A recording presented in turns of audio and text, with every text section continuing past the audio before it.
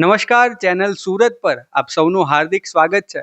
સનાતન સંસ્કૃતિનો પુરુષોત્તમ માસ ચાલી રહ્યો છે અને આ પુરુષોત્તમ માસમાં આપણી સાથે કૌશલભાઈ નવસારીથી એક અલૌકિક વસ્તુ લઈને જોડાયા છે.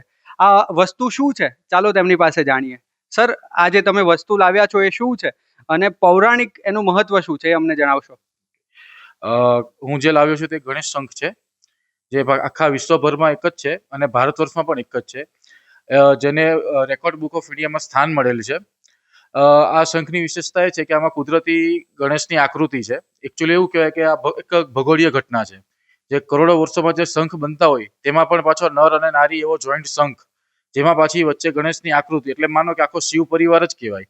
લક્ષ્મી નારાયણ અને વચ્ચે ગણપતિ પણ કહી શકો, અને શિવ શક્તિ અને વચ્ચે ગણપતિ પણ કહી શકો.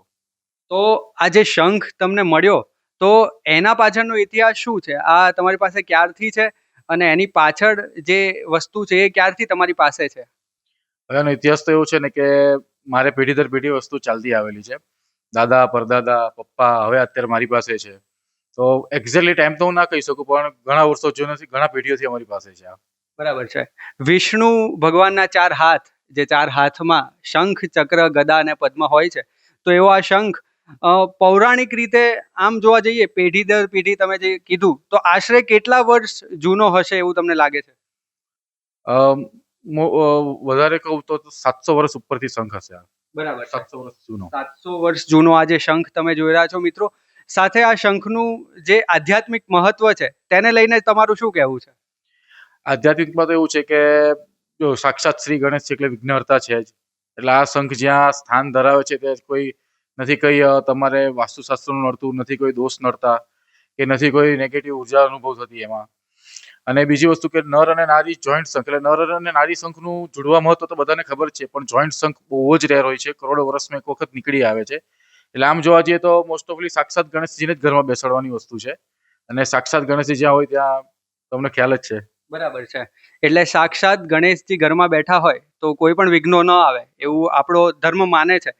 તો જે ડેઈલી જે પૂજા અર્ચના છે એ તમે કઈ રીતે કરો છો, અને તમારી આસપાસના લોકો કે જેને પણ આ શંખ વિશે જાણ થાય છે તેમના શું પ્રતિભાવો હોય છે? જો સવારે ડેલી બ્રહ્મ મુહૂર્તમાં તો આની પૂજા થાય જ છે, પણ આસપાસમાં અનુભવ કહું તો ઘણા લોકોનું કેવું છે કે જ્યારે ઘરે અમારા દર્શન કરવા આવે ત્યારે એક અનોખી ઉર્જાનું કે અનોખી ઉર્જા અનુભવે છે ઘણી વાર. અને આ શંખની પણ અમુક વિશેષતા એવી છે કે તમે જ્યારે એને હાથમાં લેવો છો તો ઘણી વખત કંપન છૂટે છે, ઘણી વખત એકદમ ગરમ થઈ જાય શંખ, ઘણી વખત એકદમ ઠંડો થઈ જાય. ખાસ એવા એકાદ બે અનુભવો જે તમે અમારી સાથે શેર કરવા માંગશો, કે કોઈ વ્યક્તિઓને એવા અનુભવો થયા હોય તો એ ખાસ અમારી સાથે તમે શેર કરશો આ શંખને લઈને. હા, વડોદરા થયા છે, મુંબઈ થયા છે. મુંબઈ લક્ષ્મણભાઈ કરીને એક અમારા મિત્ર છે, વેપારી મિત્ર. એમને કહું ને તો ઇન્કમ ટેક્સની રેડ પછી ઘણું બધું એમ અસ્તવ્યસ્ત થઈ ગયું હતું એને. પછી એમને ક્યાંક અમારા વેપારી મંત્રમાંથી વાત મળી કે આવી રીતે ગણપતિ એ લોકો પાસે છે, તો એ લોકો અમારા ઘણી વખત કેવું એક્ઝિબિશન થતા હોય છે સોનીમાં, તો અમારી મુલાકાત થઈ ત્યાં. પછી એવું ઘરે આવ્યા. તમે સાચું નહીં માનશો, અને એક વખત ખાલી દર્શન કર્યું એમને, મારા ઘરે જ એની પૂજા કરી. પછી વિધિન 1 મંથ એમનો ફોન આવ્યો, કૌશલભાઈ દર્શન કરીને ગયા, પછી મારે બધું આગે પડી ગયું એમ.